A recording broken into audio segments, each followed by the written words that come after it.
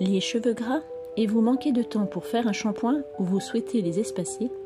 En effet, plus on lave nos cheveux, plus ils regraissent rapidement. C'est là qu'intervient le shampoing sec. Différentes poudres ont un pouvoir absorbant du sébum plus ou moins important. Il y a les argiles et les poudres issues de plantes. Dans la famille des argiles, l'argile verte est très efficace sur les cheveux gras, mais peut irriter le cuir chevelu et assécher les cheveux. L'argile blanche est un peu moins absorbante, mais douce. La rose pourra être utilisée pour les cuirs chevelus très sensibles et irrités, mais aura une capacité d'absorption plus faible. Deux autres argiles sont bien plus intéressantes, le rassoul originaire du Maroc et la poudre indienne de Multani Mitti. Toutes les deux sont absorbantes, mais de plus nettoient en profondeur les cheveux en enlevant les impuretés, les toxines et les cellules mortes, tout en étant respectueuses du cuir chevelu et embellissent les cheveux. Elles ont quelques différences. Préférez le Multani Mitti, très absorbant, si vous avez les cheveux particulièrement gras, il les rend souples et brillants. Et le rassoul, un peu moins absorbant, pour sa grande richesse en minéraux qui fortifie le cheveu, le gaine et apporte du volume. Tous les deux peuvent un peu assécher si on excès ou si vous avez des cheveux très secs. Les autres poudres blanches ont un fort pouvoir absorbant, mais peut-être plus intéressantes en complément d'une argile. Les trois poudres les plus utilisées et les plus absorbantes sont la poudre de riz, l'amidon de maïs ou maïzena et l'arrowroot issue d'une racine de plante brésilienne. Elles apportent toutes de la douceur et sont très bien tolérées.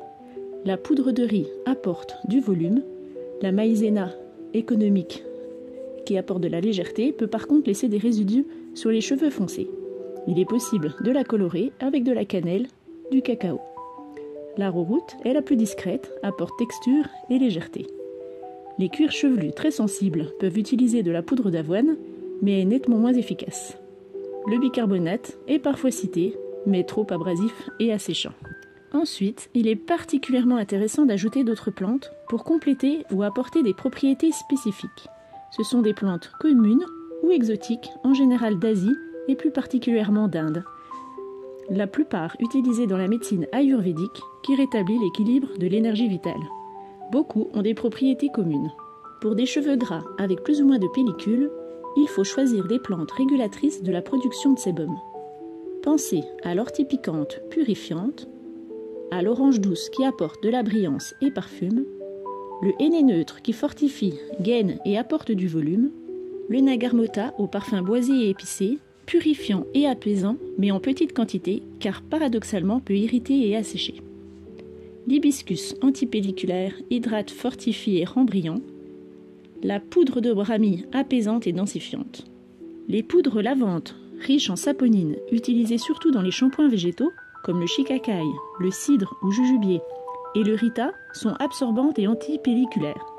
Mais pour le shikakai et le rita, sont à utiliser en petite quantité, car trop décapantes, peuvent donc irriter ou assécher.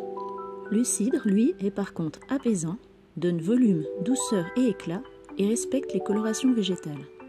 Deux autres poudres très actives, le nîmes et le tulsi, sont antipelliculaires, purifiantes et apaisantes, luttent contre les démangeaisons, mais sont contre-indiquées aux femmes enceintes ou cherchant à l'être, allaitantes et aux enfants, ainsi qu'aux personnes souffrant de troubles hormonaux. Attention aussi avec le tulsi, il est déconseillé aux diabétiques et avec les traitements anticoagulants. A également un potentiel allergisant. Toutes les deux sont à manipuler avec précaution, avec un masque et des lunettes. Pour stimuler la pousse, les poudres fortifiantes de Kashur Sugandhi, texturisantes, et la douce Kapoor Kashli donnent également du volume, de la brillance et parfument d'une note d'épices. Le fenugrec, l'ashwagandha également antipelliculaire et apaisant. Plus spécifiquement, contre la chute des cheveux, il y a l'ortie déjà citée, l'amla antipelliculaire également et apportant de la brillance, le bringaraj apaisant qui ralentit les cheveux blancs, colorante, parfaite pour les cheveux grisonnants. On retrouve aussi ici les poudres de brahmi, de nagarmota, d'hibiscus et de shikakai. Un effet démêlant? La poudre de guimauve apaisante est la plus performante. Elle adoucit et hydrate, gaine, démêle, parfaite pour les cheveux bouclés ou souvent emmêlés. Ensuite, ce sont le shikakai, les Kapoor Kashli et Kashur Sugandhi, le cidre, l'hibiscus et l'orange. Attention aux cheveux très clairs, car certaines poudres sont à utiliser en petite quantité, car peuvent colorer. C'est le cas du shikakai qui donne des reflets brun-roux, pour l'amla des reflets grisâtres, des reflets rouge rosé pour l'hibiscus, des reflets gris pour le bringarage et des reflets jaune doré pour le henné neutre. Vous pouvez aussi ajouter 0,5 à 1% d'huile essentielle, qu'il faudra diluer dans une huile végétale non grasse du type jojoba, amande douce, noisette ou pépins de raisin. Un exemple, pour 100 g de shampoing sec, 12 à 25 gouttes d'huile essentielle dans 1 à 2 ml d'huile et bien mélanger. Choisissez pour des cheveux gras le cèdre, la bergamote, l'ylang-ylang, le patchouli. Pour des pellicules, le palmarosa et le titri. Pour les cuirs sensibles, la lavande et le géranium. Pour la pousse, le romarin et la baie Saint-Thomas. Voilà, donc vous devez composer votre shampoing personnalisé en fonction de la nature de vos cheveux, de votre cuir chevelu et des propriétés recherchées. Un exemple de recette est dans mes vidéos short, ainsi d'ailleurs que plusieurs de mes tutos courts. L'idéal serait donc d'utiliser en base entre 40 et 60% une argile associée à une poudre blanche absorbante, complétée de 1 à 2 plantes parmi l'orange, l'ortie, le kapoor-kashli, le kashur-sugandhi, le fenugrec, le brahmi, le cidre, la guimauve et l'ashwagandha. Éventuellement le bringarage et l'hibiscus si un effet colorant est recherché. Et 1 ou 2 plantes actives à hauteur de 10% maximum chacune et 20% maximum au total. Parmi le henné neutre, le shikakai, le rita, l'amla et le nagarmota, le neem et le tulsi. Et donc le brinjara et l'hibiscus.